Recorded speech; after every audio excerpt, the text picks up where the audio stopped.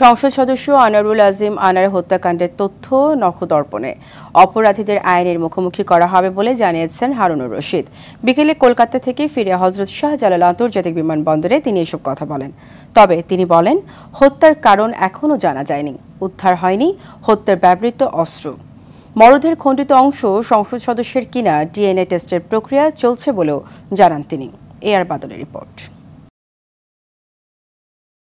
ঝিনাইদহ ৪ আসনের সংসদ সদস্য আনোয়ারুল আজিম আনার হত্যাকাণ্ড তদন্তের অংশ হিসেবে কলকাতা থেকে দেশে ফিরে সবশেষ তথ্য জানিয়েছেন ঢাকা মহানগর গোয়েন্দা পুলিশের উপপুলিশ কমিশনার হারুনুর রশিদ। মূল ঘাতকের কাছে আমরা অনেক কেন আনোয়ারুল আজিম আনারকে হত্যা করা হয়েছে তা স্পষ্ট না হলেও হারুনুর রশিদ বলেন, মামলার গুরুত্বপূর্ণ তথ্য পাওয়া গেছে। তাকে যে নিয়ে গেলেন ওই সঞ্জীবা গার্ডেনে, সেখানে উনি কি আবার নতুন ব্যবসায়ী সেজে তিনি নতুন ব্যবসায়ীর মিথ্যা তথ্য দিয়ে সেখানে নিয়ে গিয়েছিলেন কিনা আমরা কিন্তু সবগুলি কিন্তু, এবং আপনারা যারা সাংবাদিক ভাইরা আছেন আপনারাও অনেক ধরনের তথ্য আপনারা আমাদেরকে দিচ্ছেন, সব কিছু আমরা বিচার বিশ্লেষণ করছি।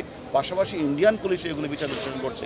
হঠাৎ করে কোনো একটা মোটিভ, কোনো একটা উদ্দেশ্য স্পেসিফিক এই বলাটা এই মুহূর্তে সঠিক হবে না। এখন হত্যার সব কিছু তো আমরা মোটামুটি আমাদের নখদর্পণে চলে আসছে এবং কনক্লুসিভ পর্যায়ে আমরা নিয়ে এসেছি। আমরা মনে করি বাকিদের জন্য আমরা কাজ করছি। আমরা শীঘ্রই তাদেরকে আইনের আওতায় আনে বিচারের মুখোমুখি আমরা দাঁড় করাবো। এখনও তদন্ত চলছে। এই মুহূর্তে স্পেসিফিকলি কি কারণটাই কিটা এই মুহূর্তে বলা যাচ্ছে। সংসদ সদস্যের বন্ধু গোপাল বিশ্বাসকেও জিজ্ঞাসাবাদ করা হয়েছে। অন্য অংশও পাওয়া যেতে পারে বলে জানান তিনি। যে মূল যে প্ল্যানার, মদতদাতা, বেনিফিশিয়ারি, সে এখনও আমাদের কাছে নেই। এখন আমরা আরেকজন যে রয়েছে সে সিয়াম, সে আছে কাঠমান্ডুতে, আমরা যতটুকু জানি সেটাও আমাদের কাজ চলছে। এখন আসলে আমরা দুই দেশের তদন্তকারী কর্মকর্তারা আমরা তদন্ত করছি।